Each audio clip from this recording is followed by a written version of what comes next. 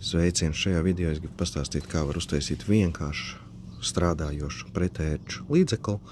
Viņš ir kā repelents, tātad atbiedējošs, viņš nav nogalinošs, izmantojot pavisam vienkāršas līdzekļus. Taisīts ir kā ziedi, tas nozīmē 10% bišu vasks, 10% kokosrieksteļa klāt.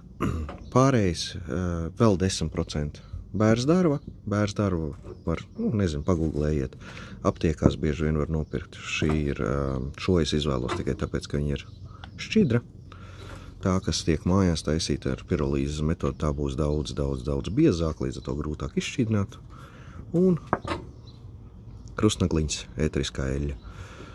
Izmantot ēterisko eļļu vai paņemt vienkārši krustnagliņas samalt un nostādināt kādā auga eļļā.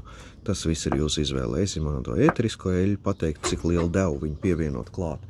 Es nevaru tikai tāpēc, ka ir dažādi ražotāji, dažādas koncentrācijas un dažādas. Princips ir neapdedzinieties. Lieciet tik tālu klāt, lai neapdedzinātos. Palasiet instrukciju, ka jūs nopērkat ēterisko eļļu. Kāda ir instrukcijā, kas ir norādīts kāds devs vai kādos internetā papētiet, cik daudz viņi var vienot klāt. Un pārējais ziedē ir vienkārši auga eļļa. Vienalga, kāda jums ir ērtāka. Saulspuķi, rapsis, es esmu ielicis klāt avokādo eļļu vienkārši tāpēc, ka man viņa bija. Un es viņu gribēju pamēģināt līdz ar to, lai tās, nav svarīgi kāpēc. Šajā ziedē es esmu ielicis klāt arī vēl gerāniju, Sibīrijas ciedrapriedu, lavandu un eikaliptu.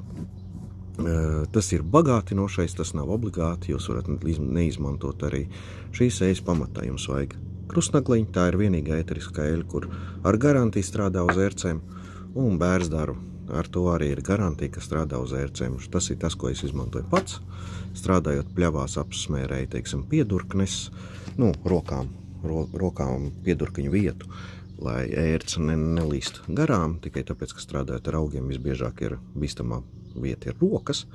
Var potīts apsmērēt, visas atklātās vietas var apsmērēt, kur ir, teiksim, kaut kāda iespējamība, kad ērts nonāks pie jums uz ķermeni. Šādu burciņu te ir 65 ml, esmu uztaisījis, man praktiski pietiek veselai sezonai.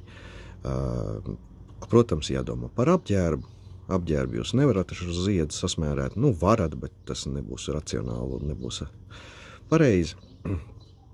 Jādomā par apģērbu atbilstoši uzraudzīt savu apģērbu vai par to, kā kas nerāpa un tā tālāk. Protams, piesardzības pasākumi vajadzīgi, bet šis ir tāds uz kaut kādām stundām, 4-5, viņš nodrošinās to, ka ērts tajās vietās, kuras jūs esat apsmērējuši, viņas tā kā nešķērsos to līniju, nešķērsos to vietu, viņam nepatiks ne krustnagliņa eļļa, ne bērzdārva. Tādā ziņā jūs būsiet tā kā pasargāts. Vienkārši veids, kā pagatavot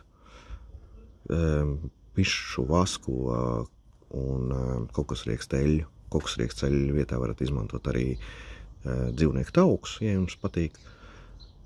Ūdens peldē izkausējiet, pievienojiet 10% dārvu, tālāk pārējo visu atlikumu pievienojiet, tos 70% pievienojiet vienalga kādu auga eļļu, un kad ziedi drusku padzisus, jau nav tik verdoši un kļūst tā kā homogēni, pievienojiet krustnagliņu eļļu. Un jūs iegūsiet vienkārši, efektīvu un samērā lētu līdzekli pret ērcēm.